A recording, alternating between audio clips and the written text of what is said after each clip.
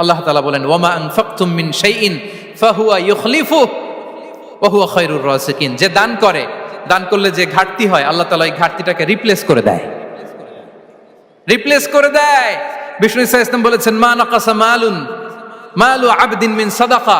Charity করলে, দান করলে আল্লাহ তার সম্পদ কখনো কমায় না। প্রতিদিন সকালবেলা দুজন ফেরেশতা নেমে বলতে থাকে আল্লাহুম্মা আ'তি মুনফিকান খালাফা, আল্লাহুম্মা আ'তি মুমসিকান চালাফা। ফেরেশতা দুজন বলে আল্লাহ, যে দান করলো, দানের কারণে যে ঘাটতিটা হলো এটা তুমি মেক আপ করে দাও, এটা তোমার পক্ষ থেকে বারাকা দিয়ে রিপ্লেস করে দাও। আর যে ধরে রাখলো, কৃপণতা করলো, ওর সম্পদকে আল্লাহ তুমি ধ্বংস করে দাও। ওয়াল ইয়াদু বিল্লাহ। আমরা যেন দান করি। এরপরে বিষ্ণু ইসা ইসলাম বলেছেন বেশি বেশি হজ উমরা করলে, বেশি বেশি যদি কারো সাধ্য থাকে, ফিনান্সিয়াল ক্যাপাসিটি থাকে, বেশি বেশি হজ উমরা করলে তার রিজিকে বারাকা নেমে আসে। সব শেষে হচ্ছে দোয়া করা।